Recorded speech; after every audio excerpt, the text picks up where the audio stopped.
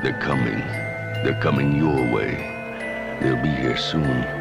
Will you be ready?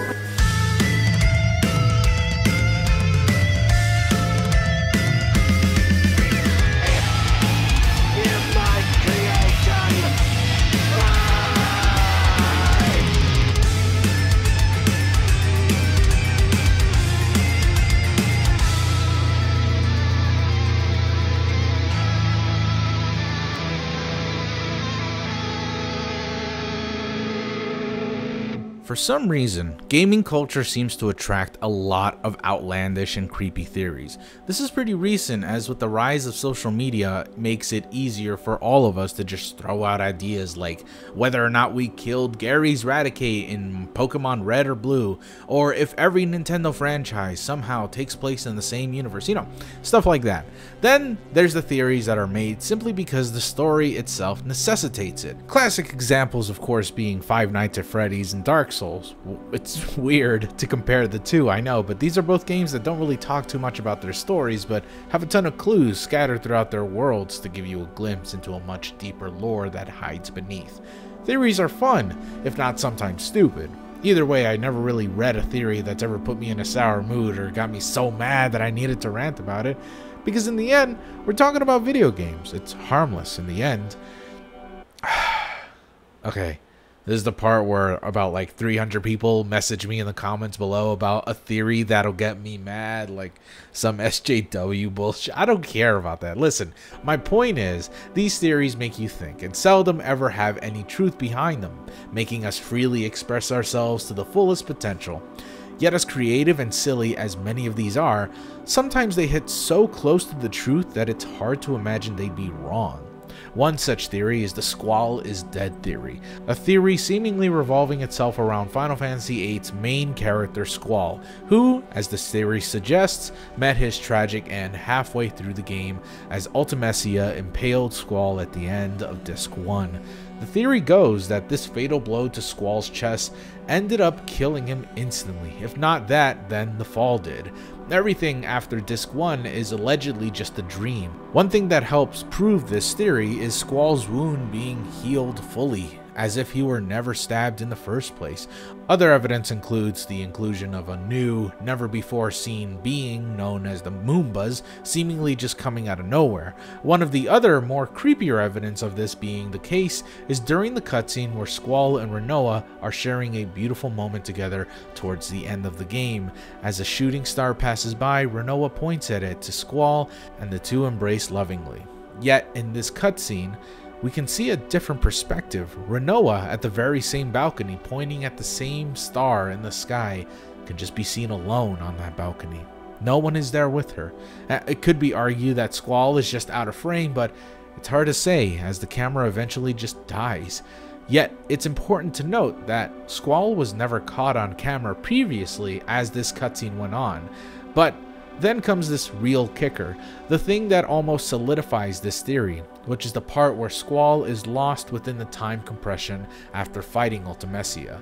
You explore around a little bit before you're given this strange psychedelic cutscene that makes Squall question who he is. This cutscene is supposed to illustrate time and space leaving Squall behind, but for some, it's an indicator of Squall losing his memories and his identity as he begins to slowly drift into the darkness that is eternal death. It's really a terrifying cutscene. Everything's so blurry. Ranoa begins to become this scary blob of nothingness, while some shots are repeated over and over again, illustrating this time loop that Squall is trapped in, this infinite spiral of memories and darkness.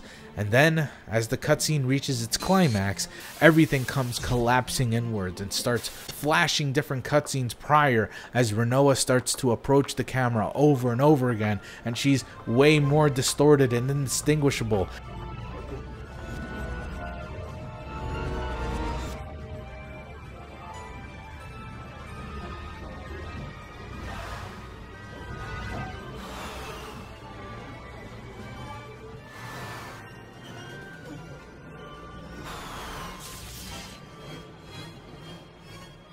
Until finally everything sort of snaps as Ranoa's spacesuit visor breaks, which is a haunting image, honestly. It sort of seems like she's been dead for years, out in space, just floating there.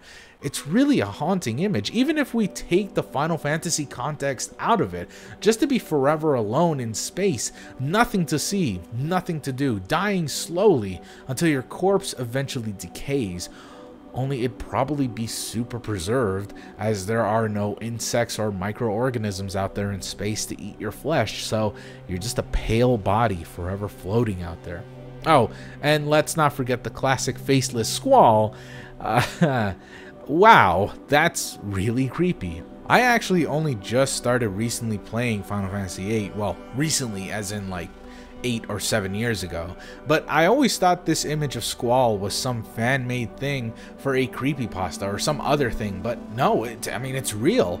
It's in the game, and it's just as haunting as ever.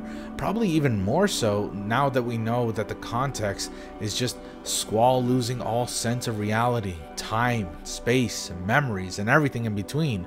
Though if we were to take this theory that Squall is dead seriously, then this is the image of Squall finally coming to terms with his death as he realizes that his body is just an empty husk, soulless and rotting. It's a very haunting image, and if you were a kid playing this, as I'm sure most of us were, you probably really scared the shit out of yourself. It's also just a really intense cutscene. Like, you've never really seen this from anybody else other than Square Enix. And at the time, they were the pioneers of FMVs, or full motion videos. They would dedicate minutes, if not almost an hour, of gameplay time to just cutscenes, which, you know, during that time period, there were no cutscenes. At this point, it really felt like a movie.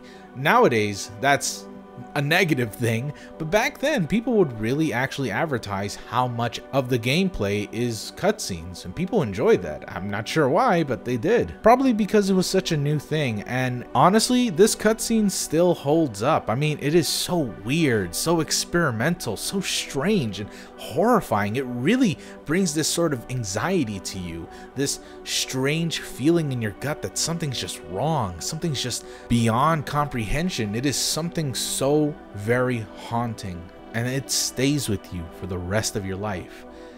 But of course, now this is the part where I ruin everything.